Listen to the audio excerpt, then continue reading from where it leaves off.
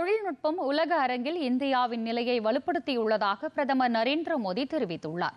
மத்திய அமைச்சர் அஸ்வினி வைஷ்ணவின் கட்டுரையை தனது சமூக வலைதள பக்கத்தில் பகிர்ந்துள்ள பிரதமர், தொழில்நுட்பம் இந்தியாவின் மிகப்பெரிய சமநிலைப்படுத்தியாக மாறியுள்ளதாக தெரிவித்துள்ளதை சுட்டிக்காட்டியுள்ளார். தெரு வியாபாரிகள் முதல் கார்ப்பரேட் நிர்வாகிகள் வரை அனைவருக்கும் தொழில்நுட்பம் அதிகாரம் அளிக்கிறது. UPI, கோவின் உள்ளிட்ட முயற்சிகள் மூலம் புதுமை மற்றும் உள்ளடக்கம் வாழ்க்கையை மாற்றியுள்ளது என்றும், நிர்வாகத்தை மேம்படுத்தி உலக அரங்கில் இந்தியாவின் பங்கை வலுப்படுத்தியுள்ளதாகவும் பிரதமர் சுட்டிக்காட்டியுள்ளார். மத்திய அமைச்சர் சிராக் பாஸ்வானின் கட்டுரையை பகிர்ந்துள்ள பிரதமர், சமீபத்திய GST சீர்திருத்தங்கள் வெறும் தொழில்நுட்ப மாற்றங்கள் மட்டுமல்ல, வாழ்க்கை முறையை எளிதாக்குதல், வணிகம் செய்வதை எளிதாக்குதல் மற்றும் முதலீட்டை எளிதாக்குதல் ஆகியவற்றை மேம்படுத்துவதற்கான துணிச்சலான நடவடிக்கைகள் என்று கூறியுள்ளதை எடுத்துக்காட்டியுள்ளார். இந்திய விண்வெளி ஆய்வு நிறுவனமான இஸ்ரோ பல்வேறு திசைகளில் செயல்பட்டு வருவதாக இஸ்ரோ தலைவர் நாராயணன் தெரிவித்துள்ளார். பெங்களூருவில் நடைபெற்ற ஹைட்ரஜன் எரிபொருள் தொழில்நுட்பங்கள் மற்றும் எதிர்கால போக்குகள் குறித்த தேசிய பட்டறையில் நாராயணன் பங்கேற்றார். பின்னர் பேசிய அவர், ஹைட்ரஜன் மிகவும் சுத்தமான, பசுமையான எரிபொருள் என்றும் இதை பல இடங்களில் பயன்படுத்தலாம் என்றும் கூறினார். மனிதனை சந்திரனுக்கு அழைத்து செல்வதற்கான ராக்கெட்டை தாங்கள் உருவாக்கி வருவதாக கூறிய நாராயணன், ககன்யான் திட்டம் நமது சகோதரர்களை விண்வெளிக்கு அழைத்துச் சென்று பாதுகாப்பாக மீண்டும் கொண்டு வருவதற்கானது என்றார். வரும் திங்கட்கிழமை முதல் அமலுக்கு வரும் GST விகித திருத்தத்தை கருத்தில் கொண்டு நுகர்வோர் விவகாரங்கள், உணவு மற்றும் பொது விநியோக அமைச்சகம் ஒரு திருத்தப்பட்ட ஆலோசனையை வெளியிட்டுள்ளது.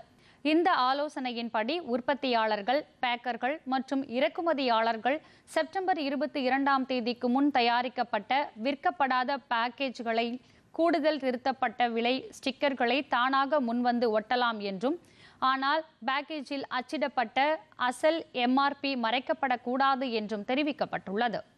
விதிகள் அத்தகைய மறு ஸ்டிக்கரை கட்டாயப்படுத்தப்படவில்லை என்றும் அமைச்சகம் தெளிவுபடுத்தியுள்ளது.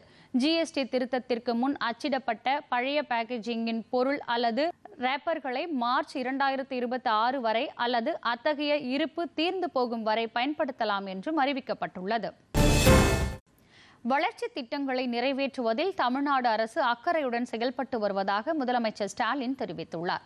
மாநில அளவிலான வளர்ச்சி, ஒருங்கிணைப்பு மற்றும் கண்காணிப்பு குழு கூட்டத்தில் உரையாற்றிய முதலமைச்சர், தமிழ்நாட்டில் சுய உதவிக் குழுக்கள் சிறப்பாக செயல்பட்டு வருகின்றன என்றார். வளர்ச்சி திட்டங்களை நிறைவேற்றுவதில் அரசு அக்கறையுடன் செயல்பட்டு வருவதாக கூறிய முதலமைச்சர், கிராமப்புறங்களில் 3.38 லட்சம் சுய உதவிக் குழுக்கள் செயல்பட்டு வருவதாக கூறினார்.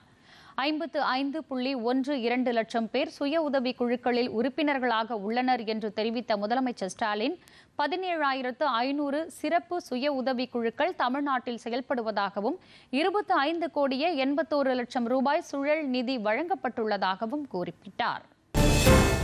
தமிழகத்தில் மதுக்கடைகள் மூலம் காலி மது பாட்டில்களை திரும்பப் பெறும் திட்டம் கட்டாயம் செயல்படுத்தப்படும் என்று மதுவிலக்குத்துறை அமைச்சர் முத்துசாமி தெரிவித்துள்ளார். ஈரோட்டில் செய்தியாளர்களிடம் பேசிய அவர், காலி பாட்டில் திரும்பப் பெற டெபாசிட்டாக பாட்டிலுக்கு கூடுதலாக 10 ரூபாய் வாங்குவது தவறாக பேசப்படுவதாக கூறினார்.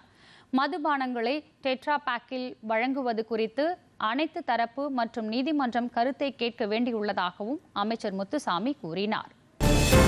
தமிழ்நாட்டின் பல்வேறு நகரங்களிலும் இன்று பரவலாக மழை பெய்தது. கடந்த 24 மணி நேரத்தில் திருவள்ளூர் மாவட்டம் ஊத்துக்கோட்டை, திருப்பூர், காரைக்கால், ராணிப்பேட்டை, குடியாத்தம், ஏற்காடு, சீர்காழி, மதுரை, திருச்சி, தூத்துக்குடி உள்ளிட்ட நகரங்களிலும் மழை பதிவானது.